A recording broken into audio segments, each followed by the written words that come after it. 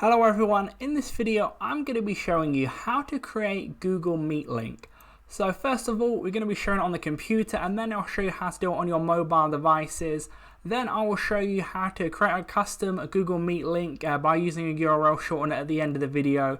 So first of all, you're going to want to start a meeting, so click on that there. First of all, we'll show it on the computer. You're going to need to be the host of the meeting, so if you're not the host of the meeting, you'll need to get the host of the meeting to do this. So once you've started that, it's going to load up, and then you'll see that URL link there. You're going to want to copy that if you want to do it like before the meeting has started. So you can copy that link right there. If you're on the computer, click copy, and then you can paste it into whatever chat you're in to get everyone in the call.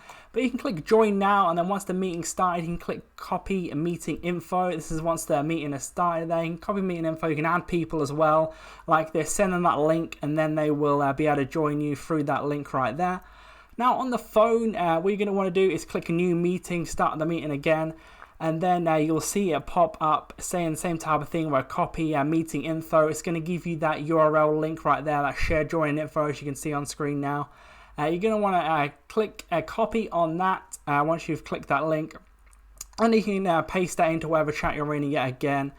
And then if you want to create like a custom link, what you're going to want to do is go on a web browser, whether on your phone or your computer, then just type in URL shortener. So that means you can, on some of these websites you can create your own like custom one, but if you don't really are any interested in creating a custom one, you can just make it short or whatever by doing this about the Google Meet link. So you can click shorten URL, then it will give you that.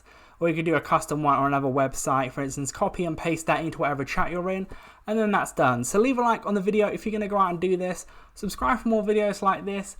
Click on screen to see more how-to videos on Google Meet. But that's it for now. I'll see you on the next video.